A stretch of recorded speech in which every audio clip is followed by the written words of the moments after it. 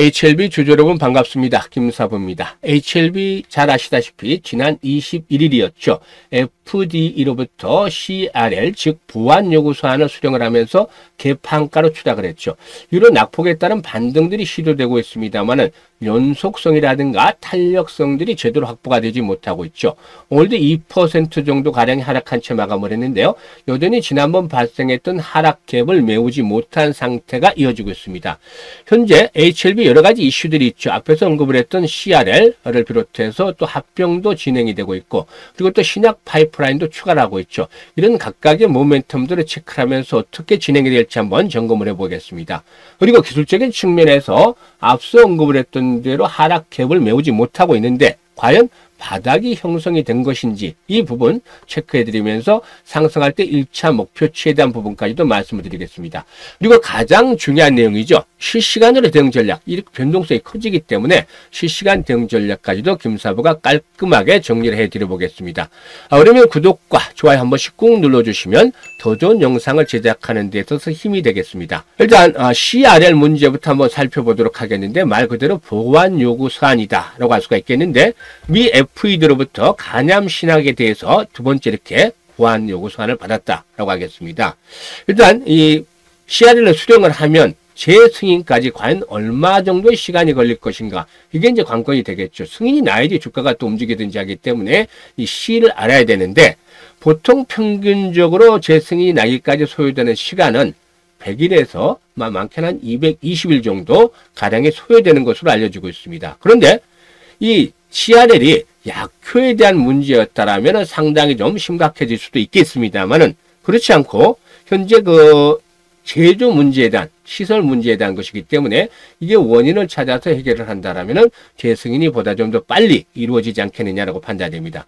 사실 지난해 5월 달에도 역시 마찬가지로 파트너사인 이 중국 항소제약의 제조 시설에 대한 문제로 이렇게 CRL을 받았던 바가 있었는데, HLB가 리보세라립에 대한 약효에 문제가 없다고 주장을 하면서도 이 단독요법이 아니고 칼렐리주막과 병행요법으로 현재 신약을 신청을 하고 있죠. 병행요법으로. 그래서 일단 이 부분을 고수하는 이유는 양사가 특허에 대한 문제들이 걸려있기 때문이다라고 할 수가 있겠습니다. 그래서 항소제약이 계속해서 좀 문제를 제공을 하고 있습니다만은 아직까지는 파트너십에는 큰 이상이 없는 것이다 라고 판단이 되고 있죠.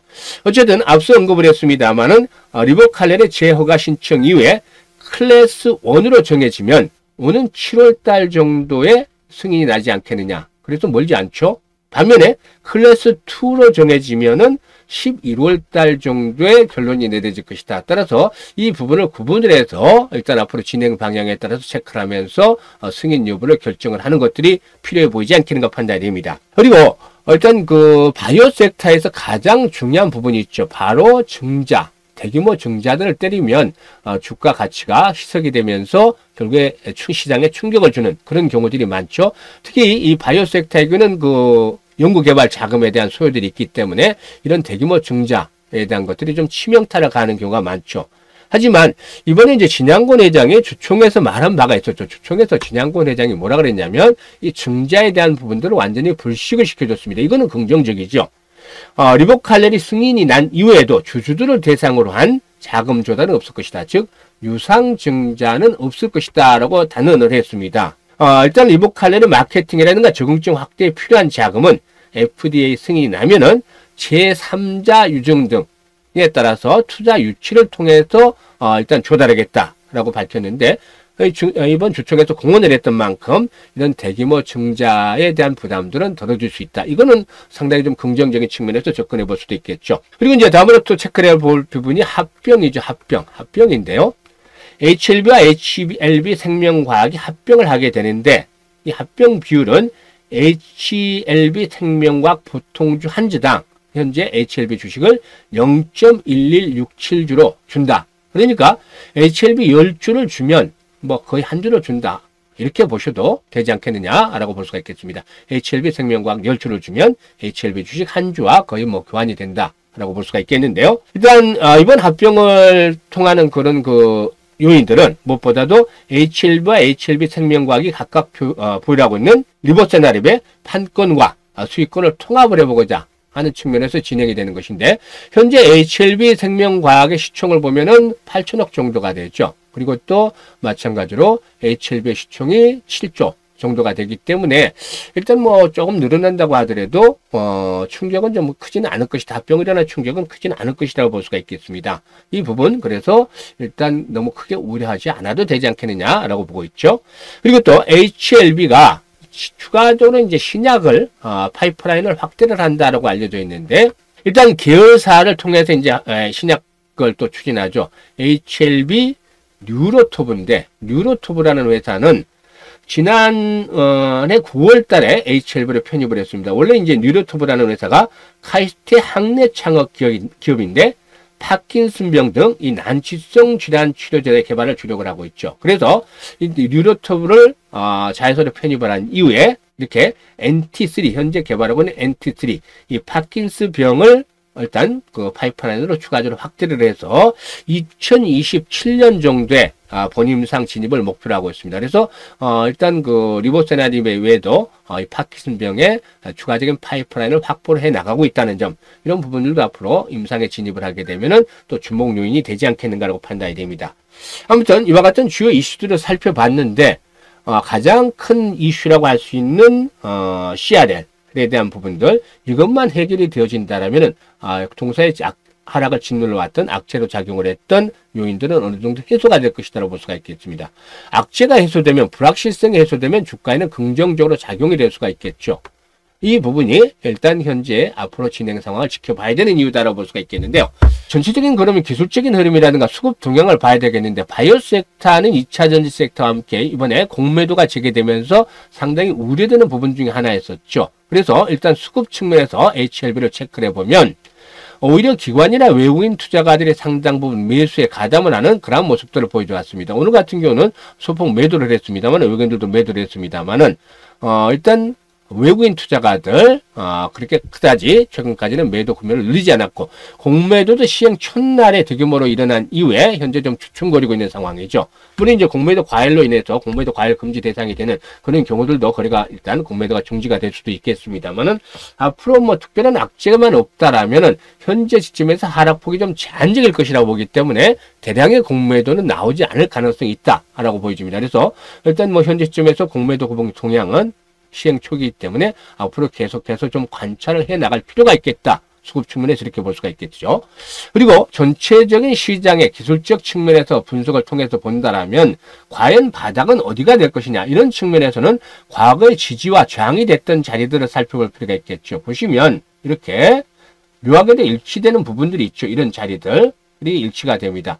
과거의 저항선이었던 자리들이 현재는 오히려 지지선으로 역할을 해 나갈 가능성이 높다라고 보여지는데 이런 저항선으로 작용했던 자리들이 현재는 오히려 지지선의 역할을 해주고 있습니다. 그렇기 때문에 추가적으로 하락을 한다 하더라도 이제 그 폭은 제한적이지 않겠는가 볼 수가 있겠습니다. 완전한 진바닥이 형성이 되진 않았다 하더라도 현재 주봉의 흐름을 봤을 때도 200주 이동평균선 이슈를 이탈한 자리에서 바닥이 형성이 됐었죠. 그렇기 때문에 현재 시점에서 본다면 만약에 여기서 한 번 더 충격을 받을 경우에 그러니까 최악의 흐름을 가정을 한다고 했을 경우에 지난번 그 저점을 깼을 때도 4만원대에서 45,000원대 사이 이건 마지노선이 될 것이다. 그러니까 지난번에 하락을 기록했을 때 당시의 저점이 역시 46,500원이었었죠. 46,500원이 저점이었었는데 역시 이 저점이 나름대로 의미가 있는 저점이 될 가능성이 높다. 추가적으로 만약에 하락을 한다 하더라도 4만원대 이상에서는 마지노선 형성이 될 것이라고 보여집니다. 그런데 동사가 이제 본격적으로 상승을 하기 위해서는 앞에서 언급을 했던 대로 무엇보다도 이 불확실성이 해소되면서 승인을 받아야 되죠. FDA 승인이 이루어져야 되는데 아직까지는 시간이 남아있죠. 그런데 현재 시점에서는 매물벽이 상당히 좀 두텁습니다. 매물벽이 상단에 포진되는 매물벽이 두텁죠. 즉 75,000에서 8만원대 포진되는 매물층이 1차적으로 상당히 두텁다는 점을 감안해야 되기 때문에 단기적으로 해서는 승부가 나기가 좀 어렵다. 단기 종목으로서는 승부가 어렵다. 좀 인내가 필요한 시점이다라고 말씀을 드릴 수가 있겠습니다. 그런데 이런 종목들은 일단 그 FDA 승인이 나거나 또 뭐 기술 수출을 하거나 바이오 섹터의 경우에 이럴 경우에는 시세가 급변동을 하게 되죠. 그래서 단기적으로 앞에서 말씀을 드렸던 이 보완 요구에 대한 것들을 통과해서 재차 승인이 나기 전까지는 당분간은 7만원대 7만 5천원대를 저항으로 작용이 될 가능성이 높다고 보여집니다. 특히나 이 구간대가 현재 각각의 중장기 이동평균선이 몰려져 있는 그런 구간이라는 측면에서 단기적인 저항선으로 작용할 가능성은 아주 높다고 보여지죠. 그런데 중장기적인 측면에서는 세 번째는 통과하지 않겠느냐. 이 세 번째로 시야를 또다시 받는다라면 좀 문제가 심각해질 수 있겠습니다만은 세 번째, 3세번 도전에서는 성공을 할 가능성이 높다라고 보여집니다. 그런데 앞에서 말씀을 드리기를 첫 번째 클래스면 7월달 정도 아니면 늦어도 11월달 정도에는 승인이 날 가능성이 높다라고 말씀을 드렸었죠. 이렇게 된다라면 결국에 이 고점 매물대를 돌파하겠죠. 그러면 1차적인 목표치는 마디 가격대 10만원대까지는 다이렉트로 쏠 수 있다. 이걸 높여서 결국에 통과를 한다면 계속해서 10만원대가 마디 가격대 라운드 피겨있기 때문에 이 가격대가 저항선으로 계속해서 작용을 했었죠. 결국 이번에 올해 일단 승인에 성공을 한다면 이 가격대를 결국엔 돌파를 하면서 최종적으로는 15만원에서 20만원대까지 쏠 그런 가능성은 충분히 있다고 보여집니다. 그런데 주식이라는 게 지금 제가 지지와 저항을 말씀을 드렸죠. 지지와 저항을 말씀을 드렸는데 주식이라는 게 바로 다이렉트로 가기보다는 이런 식으로 굴곡이 지면서 가는 것이죠. 그리고 일정들도 살펴봐야 되겠죠. 앞에서 말씀을 드렸던 승인 일정이라든가 이런 것들도 살펴봐야 되기 때문에 이 부분에 대한 것들을 김사부가 도와드리겠습니다. 가장 잘하는 것이 바로 타점을 잡는 것인데 일단 고점에 물려있는 분들, 이 물려있는 분들은 어떻게 해야 되겠죠? 추가적으로 저점에서 추가적인 매수 타이밍을 잘 잡아서 평균 단가를 낮추는 것들이 필요해 보이겠죠. 이거 김사부가 도와드리겠습니다. 이게 앞에서 말씀을 드렸듯이 4만원, 4만 5천원 사이에서 진바닥 형성이 될 것이다. 물론 5만원대 이하로 다시 떨어지지 않을 수도 있습니다. 지난번 의미 있는 바닥이 형성이 됐다고 말씀을 드렸기 때문에 이게 이제 공매도 상황이라든가 여러 가지 시장 흐름들, 수급들을 체크를 하면서 대응을 하기 때문에 이 부분들 진바닥을 잡아서 김사부가 추가적인 매수 타이밍 알려드리도록 하겠습니다. 그리고 나서 바로 다이렉트로 가는 거 아니라고 했었죠? 올라가면 한번 또 맞는 자리가 나오고 본격적으로 가는 시점까지 시간이 필요하기 때문에 매수와 매도를 잘 해야 됩니다. 그래서 일단 현재쯤에서 가장 중요한 것, 제가 분석을 해드렸습니다만 가장 중요한 것은 바로 매수와 매도 타이밍을 잡는 것인데 대부분의 일반인들이 나는 어디서 매수를 해야 될지 모르겠어 또는 어디서 매도를 해야 될지 잘 모르겠어 이런 분들이 많죠. 하지만 이제 걱정할 필요가 없습니다. 김사부가 도와드리겠습니다. 그래서 상단에 김사부 번호 있죠. 010-4207-147로 1이라고 보내주시면 이 매수와 매도의 타이밍 실시간으로 잡아서 안내를 드리겠습니다. 그래서 혼자서 고통받지 마시고 이런 일정들 또 기술적 분석, 수급 등을 분석을 해서 정확하게 타점을 잡아서 김사부가 도와드리니까 이를 활용을 해서 최저가, 수익률의 최저가 흐름을 만드시면 되겠습니다. 그리고 김사부가 시초가 공략주 방을 100% 무료로 운영하고 있습니다. 시초가 공략주를. 오늘도 시장 흐름이 좋지 않은데 세 종목 소개를 해서 모두 익절을 해드렸습니다. 8% 동방, 어제죠. 어제 거였고 오늘 거 어제도 익절을 못 해드렸죠. 어제 4월 첫날이었는데 TXR 로보틱스, 동방 메디컬, 한빛레이저 4월 1일날 추천해서 4월 1일 바로 매도 나갔죠. TXR 로보틱스 14%, 한빛레이저 같은 19% 이걸 챙겨드렸습니다. 오늘도 TXR 로보틱스 한 번 더 나갔는데 모티브링크, ICTK 세 종목을 해드렸죠. 그런데 어떻습니까? 모티브링크 10% 이익 챙겨드렸고 TXR 로보틱스 어제는 좀 14% 했으면 오늘 8% 이익 챙겨드렸고 ICTK 15% 이익 챙겨드렸죠. 3월 달에도 잘 아시겠습니다만 시초가 공략 주방에 있는 식구들은 3월 달에 아주 수익이 좋았습니다. 매주 상한가 종목이 적게는 한 개에서 많게는 두 개씩 상한가 종목이 나왔습니다. 여러분들 상한가 종목 얼마 만에 잡아보시나요? 가지고 있는데 상한가 추격 매수라는 게 아니라 가지고 있는데 들어가서 상한가 들어가서 20% 30%씩 수익을 먹는 거 얼마 만에 한 번씩 보시나요? 몇 분기 아니면 몇 개월 빠르면 몇 개월 아니면 몇 분기마다 잡아보시겠죠. 그런데 우리 시초가 공략 주방 김사부가 운영하는 시초가 공략 주방에서는 이렇게 수익들을 매일매일 내드리고 있습니다. 그래서 이 HLB가 제가 뭐라고 말씀을 드렸죠? 단기보다는 인내를 가지고 중장기로 해야지 맞는 종목이다. 충분히 수익을 낼 수 있습니다만은 인내가 필요하다는 말씀을 드렸었죠. 그래서 단기는 어떻게 해야 된다? 김사부와 함께 시초가 공략 주방에서 매매를 하면 되는데 다른 건 필요 없습니다. 지금 보시면 시황이고 뭐고 아무것도 없죠. 정보가 없죠. 오로지 종목을 추천하고 사고 파는 겁니다. 어느 시점에서 보더라도 수익들이 다 남고 있죠. 온코크로스 3월 20일 현대공업 소개를 해드렸는데 당시에 현대공업 상한가 들어갔죠. 그리고 온코크로스도 10% 상승 중에 이익 생겨드리고 계속해서 이렇게 매일 수익을 납니다. 그래서 단기 매매 데이 트레이딩을 하고 싶다. 이게 김사부가 엄선에 엄선, 압축에 압축을 해서 종목을 겁니다. 그러는 건데 그러는 방법도 여러 차례 말씀을 드렸던 바가 있습니다만 참고로 하시고, 일단 데이 트레이딩을 해서 수익을 높이고 싶다는 분들은 입장 방법 간단합니다. 이 텔레그램에 입장하는 방법 간단한데 안내를 드려보겠습니다. 현재 보고 계시는 영상 하단에 보면 더보기라고 있는데 이 더보기를 누르면 김사부가 두 가지 링크를 올려드렸는데 이 두 개의 링크 중에서 첫 번째는 정말 고민이 많은 분들, 보유한 종목들이 손실이 20% 30%씩 되고 계좌가 많이 까져 있는 분들, 이런 분들은 첫 번째 링크를 클릭을 하면 이렇게 나옵니다. 양식이. 그럼 여기에다가 보유하고 있는 종목, 매수 가격대 이런 것들을 적어주시면 김사부가 과거 방송에서 종목에 대한 진단 그리고 또 포트폴리오 구성들 엄청나게 많이 해드렸어요. 이 부분에 대해서 일단 자신이 있기 때문에 여러분들의 고민들 탈출할 수 있게끔 완벽하게 해결해 드리겠습니다. 그리고 두 번째 링크는 뭐냐면 현재 시장이 너무나 빨리 움직이고 있죠. 근데 따라서 매매를 하기 힘들다. 이런 분들, 하지만 시드머니를 1000만 원짜리 1억으로 좀 크게 불리고 싶다. 매일매일 수익을 올려보고 싶다. 나는 장기 매매는 싫어. 바로바로 당일날 승부를 내고 싶다. 이런 열정이 있는 분들은 두 번째 링크를 클릭을 해서 입장을 하시면 됩니다. 두 가지 중 편한 대로 마음에 맞는 대로 입장을 하시면 되는데 입장하시면 딱 한 가지만을 지켜주셔야 됩니다. 바로 투자 금액인데 이 투자 금액은 최대가 1000만 원입니다. 최대치를 얘기하는 겁니다. 최소가 아니라. 왜냐? 수급 때문이죠. 수급 때문. 제가 김사부가 하루에 기본적으로 1000억 이상씩 되는, 거래 대금이 1000억 이상씩 되는 종목들을 소개를 드리고 있습니다. 지금 이런 종목들을 보시면 오늘 소개를 해드렸던 종목들 거래 대금들이 기본적으로 1000억대가 넘어갑니다. 그런데 말이죠. 우리는 시초가 공략이잖아요. 하루 종일 사는 것이 아니라 시초가에 사서 오전 중에 파는 거잖아요. 그러니까 한꺼번에 들어가는 것이죠. 물량이. 근데 수급에 균열이 생기면 안 되죠. 일단 시초가 누가 만듭니까? 세력들이 가장 중요시하는 게 시초가와 종가의 종가. 그러니까 시초가, 종가, 중간에 흔들어 되고 이런 것들도 있겠지만 시초가, 종가를 아주 중요시하는데 시초가에서 만약에 50억씩, 100억씩 들어갔다. 이러면 수급에 균열이 생길 수밖에 없죠. 그래서 제가 신신당부를 드리는 게 현재 100분씩만 한 텔레그램당, 제가 지금 두 번째 텔레그램을 만들고 있는데 한 텔레그램당 100분씩만 하는데 최대 투자금은 1000만 원입니다. 이게 그래봐 10억이잖아요.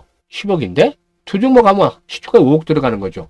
세 종목 하면 3억 3천 들어가고 하루에 1000억, 2000억, 3000억 정도 거래 대금이 되는 정도면 시초가에 이 정도 들어가는 큰 문제가 없습니다. 그런데 사람이라는 게 욕심이 계속 나잖아요. 돈을 벌다 보면 더 많은 돈을 투입을 해서 더 많이 벌고 싶은 욕심. 그럼 어떻게 되죠? 한 달이 지나고 보면 1000만 원 투자하는 게 계속 이익이 나죠? 그러면 1500, 2500, 3000 이렇게 됩니다. 여기에다가 적금까지도 해약을 해서 막 돈을 붓기 시작합니다. 이게 돈이 벌리는 게 보였으니까.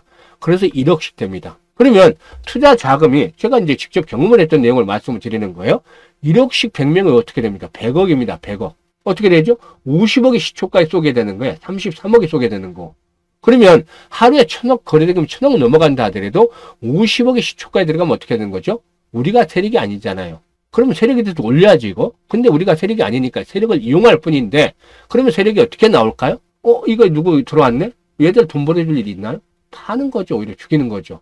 그래서 10%, 20%, 30%가 올라갈 수 있는 것들이 결국에는 여기서 당하게 되는 것이라는 말이죠. 오히려 거꾸로 죽입니다. 얘들은 다시 지네들이 세력이기 때문에 흔들어내서 올라가는데 우리는 원칙이 시초가 매수한 이후에 당일 매도잖아요. 당일 수익을 챙겨야 되는데 기다리질 못하죠. 이게 묶여서 기다릴 수가 없잖아요. 이거는 다 같이 죽는 길이 되는 거죠. 그래서 반드시 지켜줘야 될 부분, 돈을 번다. 1000만 원 이하는 괜찮습니다. 500만 원에서 수익이 나서 600만, 700만 원 만들고 1000만 원 될 때까지는 괜찮습니다. 근데 1000만 원이 되면 무조건 남는 수익은 출금을 해라. 이겁니다. 하루에 오늘도 10% 이상 벌어줬잖아요. 100만 원 벌었잖아요. 1000만 원 투자해서. 그러면 이거 돈 빼야 됩니다. 1000만 원만 가지고 해라.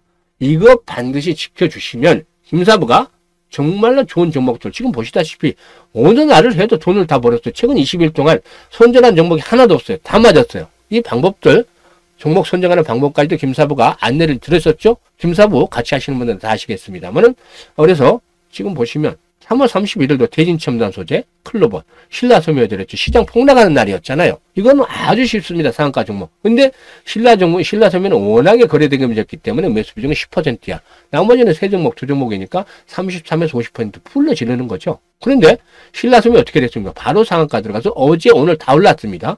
신라소매 19% 상승 중인데 1315원부터 상한가 매도를 해서 챙기자. 그래서 20% 이상 이익을 챙겨드렸죠. 이거는 시장이 안 좋을 때 품절주 딱 떠오르면 바로 수익을 날 수 있습니다. 이런 기본적인 거 아주 쉽게 수익을 낼 수 있죠. 시장이 안 좋음에도 불구하고. 근데 더 갈 것을 알면서도 일단 우리는 내일 더 좋은 종목을 찾으면 되니까 당일 매도 원칙에서 이렇게 매도 원칙을 지키면서 매도를 했습니다. 이런 것들을 보시면 정말 아마추어와 프로의 차이점을 느끼실 수가 있겠습니다. 그래서 일단 제가 말씀을 드리면 HLB는 중장기적인 측면에서 가져가는 걸로 하고 단기적으로 수익을 올리고 싶다. 너무 지루하다. 여기서 손실이 났다. 손실 본 분들이 지금 현재 많겠습니다만 손실이 났다. 대부분이 이런 분들의 경우에는 단기적으로 회복을 하기 위해서는 시초가 공략 주방. 이거 김사부가 말씀을 드렸잖아요. 100% 무료인데 가입 참여 안 할 일 없잖아요. 이게 가입이 아니라 그냥 들어오셔서 정보 보시고 챙겨가시면 됩니다. 수익 챙겨가시면. 제가 얼마까지 방을 만들지를 모르겠습니다만 5개 정도 방을 만들면 방마다 종목이 달리 나가야 되니까 이게 계속해서 운영을 하기가 쉽지 않겠죠. 김사부가 본주를 할 때 들어와서 같이 김사부와 함께 호흡을 맞추면서 수익을 챙겨가시면 되겠습니다. 일단 뭐 꾸준하게 수익을 챙기는 서로가 해피한 그런 모습들이 계속 유지되기를 바라면서 오늘 방송은 이것으로 마치겠습니다. 감사합니다.